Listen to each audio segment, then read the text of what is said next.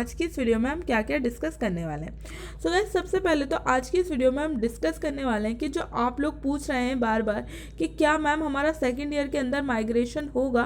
So guys, आज की इस वीडियो में मैं आपको माइग्रेशन से रिलेटेड कंप्लीट चीज़ें बताने वाली हूँ।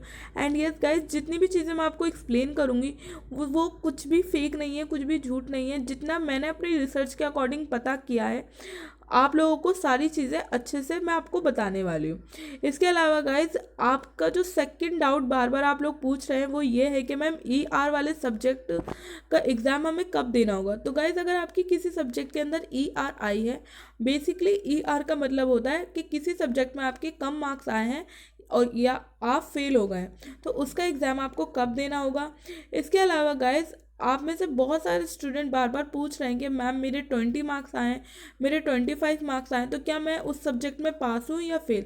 तो गाइज, मैं आपको ये भी बताने वाली हूँ कि कितने मिनिमम मार्क्स पे आप लोग किसी सब्जेक्ट को पास कर रहे हैं। इसके बाद गाइज, फोर्थ पॉइंट जो हम डिस्कस करने वाले हैं वो ये डिस्कस करने वाले हैं कि जो स्टूडेंट फेल हो चुके हैं उनको अब आगे क्या करना है। जिनके रिजल्ट में फेल लिखा हुआ आ रहा है उनको अब आगे क्या करना है। सो गाइज, आज की इस वीडियो में हम कंप्लीट डिस्कस करेंगे सारी चीज़ों को। तो गाइज, वीडियो को आप लोग लास्ट तक और ध्यान से देखिएगा। सो गाइज, सबसे पहले मैं आप लोगों का सबसे पहला डाउट क्लियर करती हूँ जो कि आपका बार बार आ रहा है माइग्रेशन से रिलेटेड। सो गाइज, आप लोगों को याद होगा कि जब 2019 के अंदर ये न्यू CBCS सिस्टम SOL के अंदर इंट्रोड्यूस किया गया था, तो उस टाइम पे बहुत सारे न्यूज़ आर्टिकल्स आए थे जिनके अंदर ये बोला गया था कि जितने भी स्टूडेंट हैं जो कि SOL में स्टडी करेंगे CBCS सेमेस्टर सिस्टम के अंदर, एंड वो फर्स्ट ईयर के अंदर 60% से अबव मार्क्स लेकर आएंगे, उनको रेगुलर कॉलेजेस के अंदर माइग्रेशन दिया जाएगा। सो गाइज, आप में से बहुत सारे स्टूडेंट के 60% से अबव मार्क्स आए हैं एंड अब वो यही जानना चाहते हैं कि क्या अब उनको माइग्रेशन मिलेगा या नहीं। सो गाइज, देखिए, मैं आप लोगों को बिल्कुल साफ और क्लियर बात बोलूँगी जो कि मुझे पता चली है, वो यही है गाइज कि आप लोगों को माइग्रेशन नहीं मिलेगा। जी हाँ गाइज, माइग्रेशन या ये जो भी चीज़ें चल रही हैं राइट नाउ, ये सब कुछ एक धोखा है जो कि SOL की तरफ से आपको दिया जा रहा है। गाइज देखिए, आप लोगों को याद होगा 2019 में एक न्यूज़ आर्टिकल आया था जिसके अंदर बोला गया था कि 2019 और 20 के सेशन के अंदर जो स्टूडेंट एडमिशन ले रहे हैं उनको माइग्रेशन दिया जाएगा सेकेंड ईयर के अंदर। और गाइज, इस साल यानी कि 2020 के अंदर अक्टूबर में फिर से एक आर्टिकल आया जिसके अंदर बोला गया है कि आप जो 2020-21 के सेशन में स्टूडेंट एडमिशन लेंगे उनको माइग्रेशन दिया जाएगा, यानी कि 19-20 वाले स्टूडेंट की कोई भी बात नहीं की गई है। तो गाइज, इसका साफ सीधा मतलब यही निकलता है कि आप लोगों को माइग्रेशन नहीं मिलेगा। SOL की तरफ से सिर्फ आप लोगों को एक लॉलीपॉप दिखाया जा रहा है, एक झूठ बोला जा रहा है जिसकी वजह से आप लोग थोड़े से अट्रैक्ट हो रहे हैं SOL की तरफ। तो गाइज देखिए, अगर आप लोगों के 60% से अबव मार्क्स आए हैं तो गाइज मुझे नहीं लगता कि आप लोगों को माइग्रेशन मिलेगा, बिकॉज गाइज माइग्रेशन ना मिलने की दो सबसे बड़े रीज़न है। सबसे बड़ा रीज़न तो ये है गाइज कि जो रेगुलर कॉलेज हैं दिल्ली यूनिवर्सिटी के, उनके अंदर SOL के स्टूडेंट्स के लिए कोई भी सीट्स नहीं है, कोई भी रिजर्व सीट्स नहीं है।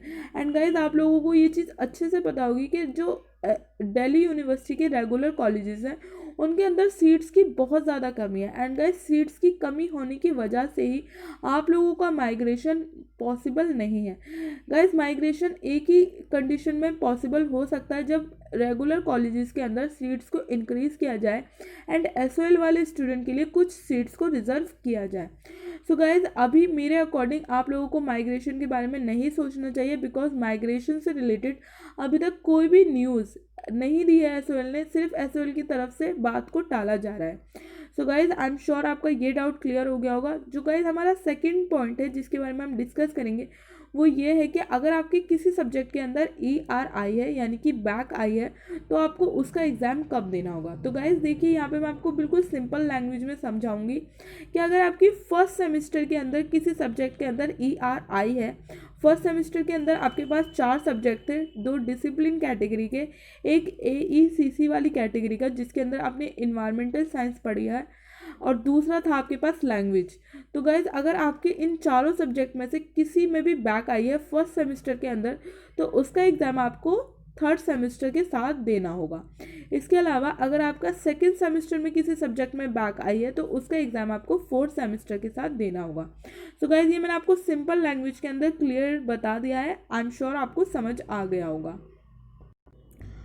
अब बात करते हैं गाइज हम हमारे थर्ड पॉइंट के बारे में। तो गाइज बेसिकली थर्ड पॉइंट बहुत ज़्यादा स्टूडेंट को कंफ्यूज कर रहा है, एंड गाइज ये पॉइंट सिर्फ आप लोगों को ही नहीं मुझे भी कंफ्यूज कर रहा है। सो गाइज बहुत सारे स्टूडेंट बार बार पूछ रहे हैं कि मैम हमें कितने मार्क्स लाने होंगे किसी सब्जेक्ट को पास करने के लिए, क्योंकि गाइज बहुत सारे ऐसे स्टूडेंट हैं जिनको 20, 25 या फिर 30 मार्क्स मिले हैं एंड उनको पास कर दिया गया, उनकी किसी सब्जेक्ट में ER नहीं आई है।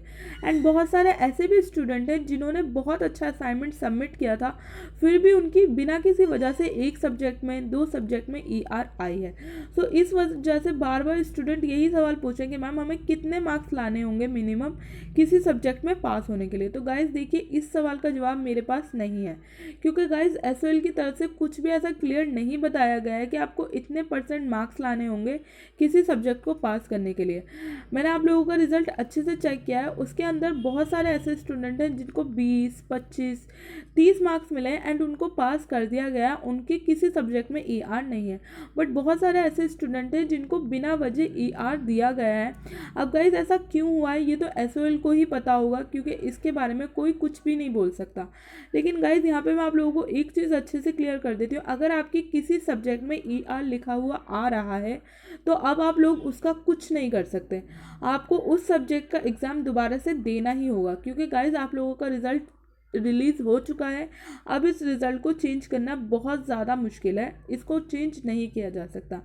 सो गाइज़ अगर आपकी किसी सब्जेक्ट के अंदर ER आ गई है तो गाइज़ अब परेशान होने का कोई फ़ायदा नहीं है। अगर आपकी ER आ गई है तो अब आपको उस सब्जेक्ट की फिर से अच्छे से प्रिपरेशन करनी होगी और आपको उसका एग्ज़ाम फिर से देना होगा। इसके अलावा गाइज़ अगर आप लोग चाहें तो आप लोगों के पास एक और सॉल्यूशन ये है कि आप लोग इम्प्रूवमेंट के लिए अपना फॉर्म फिल कर सकते हैं। बेसिकली गाइज इम्प्रूवमेंट का फॉर्म जब फिल किया जाता है जब किसी स्टूडेंट को लगता है कि उसको और ज़्यादा अच्छे मार्क्स मिलने चाहिए थे बट उसको उतने अच्छे मार्क्स नहीं मिले, तो गाइज स्टूडेंट अपने अकॉर्डिंग इम्प्रूवमेंट के लिए SOL के अंदर अप्लाई कर सकता है। उसके बारे में भी मैं आपको बता दूंगी जब उससे रिलेटेड प्रोसीजर स्टार्ट होगा। लेकिन गाइज इम्प्रूवमेंट के अंदर कोई भी आपको ये गारंटी नहीं देता कि आपके मार्क्स बढ़ेंगे या फिर घटेंगे। तो गाइज अगर आप लोग इम्प्रूवमेंट के बारे में सोच रहे हैं तो गाइज उसके बारे में आप प्लीज़ थोड़ा सा सोच समझ कर ही डिसीजन लीजिएगा। मैंने आपको यहाँ पे क्लियरली अच्छे से बता दिया है। तो गाइज ये आप लोगों का थर्ड पॉइंट मैंने कोशिश की है क्लियर करने की। अब हम बात करते हैं फोर्थ पॉइंट के ऊपर। तो गाइज फोर्थ पॉइंट के अंदर मैंने आप लोगों के लिए लिखा है कि फेल वाले स्टूडेंट क्या करें। देखिए गाइज अगर आपके रिजल्ट के अंदर फेल लिखा हुआ आ रहा है तो गाइज अब कुछ नहीं हो सकता, आप लोगों को बस यही करना होगा कि अब आप लोगों को अपना ईयर फिर से रिपीट करना होगा। देखिए गाइज यहाँ पे कुछ भी जो मार्कशीट है, मार्कशीट के अंदर कुछ भी क्लियर तरीके से नहीं बताया गया है कि फेल उन्होंने किस बेसिस के ऊपर किया है। वहाँ पे सिर्फ सिंपली फेल लिखा हुआ आ रहा है बहुत सारे स्टूडेंट के रिजल्ट के ऊपर, जबकि स्टूडेंट ये बोल रहे हैं कि उन्होंने बहुत अच्छे से अपना असाइनमेंट बनाकर सबमिट किया था। सो देखिए गाइज दो ही कंडीशन है जिन कंडीशन में आपके रिजल्ट के आगे फेल लिखा हुआ आ रहा है। सबसे पहली कंडीशन तो ये है गाइज कि हो सकता है कि अगर आप ऐसे स्टूडेंट हैं जिन्होंने अपना असाइनमेंट सबमिट ही नहीं किया है तो उनके रिजल्ट के आगे फेल लिखा हुआ आ रहा होगा, या फिर अगर आप ऐसे स्टूडेंट हैं जिन्होंने असाइनमेंट सबमिट किया था पर उनका असाइनमेंट SOL को पसंद नहीं आया। अब उनको पसंद क्यों नहीं आया ये तो वही लोग जाने, और उन्होंने आपको फेल कर दिया। तो गाइज अगर आप लोगों के रिजल्ट के आगे फेल लिखा हुआ आ रहा है तो अब कुछ नहीं हो सकता गाइज, आप लोगों को अपना ईयर फिर से रिपीट करना होगा। एंड गाइज इससे ज़्यादा अब कोई कुछ नहीं कर सकता। तो गाइज यहाँ पे मैंने आप लोगों की ये चारों डाउट क्लियर करने की कोशिश की है जितना मुझसे पॉसिबल हो सकता था। बेसिकली गाइज ये जो आप लोगों का CBCS सेमेस्टर सिस्टम का रिजल्ट आया है ये बहुत ज़्यादा कन्फ्यूजिंग है, बहुत ज़्यादा बच्चों को इस रिज़ल्ट ने परेशान किया है, क्योंकि बच्चों को जितना उम्मीद थी कि उनको मार्क्स उतने अच्छे नहीं दिए गए हैं इस रिज़ल्ट के अंदर। लेकिन फिर भी गाइज जो भी है जैसा भी है आप लोगों के सामने है। एंड गाइज अब आगे जो भी चीज़ें करनी है वो आप लोगों को ही सोच समझ के करनी है। मैंने आप लोगों के सारे डाउट इस वीडियो के अंदर क्लियर करने की कोशिश की है। इसके अलावा गाइज अगर आपका कोई और डाउट हो तो आप लोग कमेंट के थ्रू पूछ सकते हैं। उम्मीद करती हूँ आज की वीडियो आप लोगों को पसंद आई होगी। सो गाइज आज की इस वीडियो में बस इतना ही, मिलती हूँ मैं आप सबसे अपनी नेक्स्ट वीडियो में, तब तक के लिए थैंक यू सो मच।